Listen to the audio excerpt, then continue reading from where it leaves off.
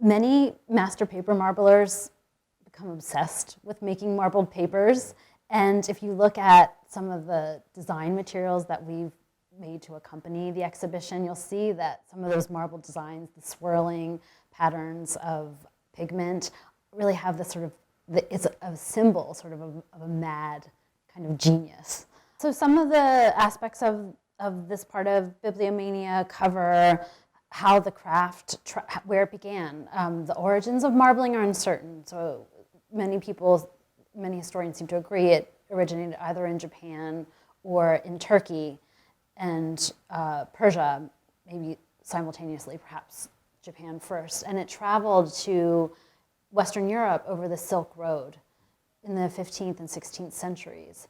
And people didn't start marbling paper in Europe until the 16th century. And that practice was really concentrated in Germany and then later in France. The French, although the Germans were known as the master paper marblers of early modern Europe, it was really the French who were the first to apply marbled papers to book binding and book decorating. Didn't arrive in England, on England shores, until the 17th century. And it didn't come to the Americas until the 19th century, so it kind of traveled slowly. But now paper marbling is practiced all over the world. So that's one of the themes that the show examines. Another is the different styles and techniques of paper marbling. Many European nations kind of have their own styles. Spanish marbling has what's easily recognizable as a moire pattern, and that's when you draw the paper through the marbled bath. You shift it really gently from side to side, and you get these, what look like waves, and that gives the marbled patterns a three-dimensional appearance that's quite interesting, and it gives it depth and complexity. The French were known for their snail or shell marbling, and that's this kind of like the swirled pattern that looks like a snail shell. Turkish is the most easily recognizable pattern, and that is kind of a spotted pattern that seeks to emulate the veins of natural marble. And then there are many other styles and patterns, including contemporary styles that are on display. So I look at styles, techniques, history.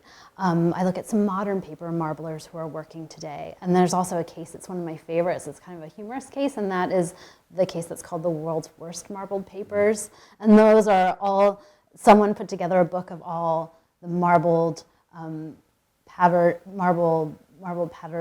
pitfalls that you can fall into. So patterns that have air bubbles in them or combine really hideous colors.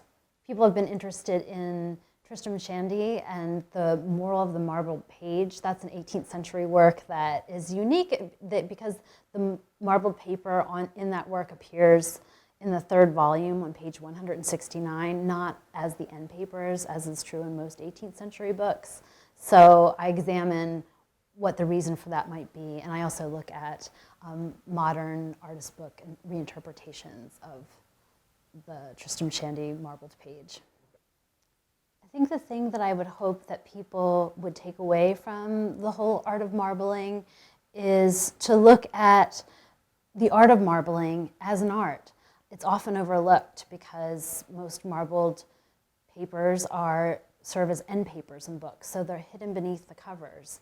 And many people don't consider paper marbling to be an art in the first place. So I hope that they'll look at this and they'll, number one, take note of marbled papers because it's such a commonly applied book decoration.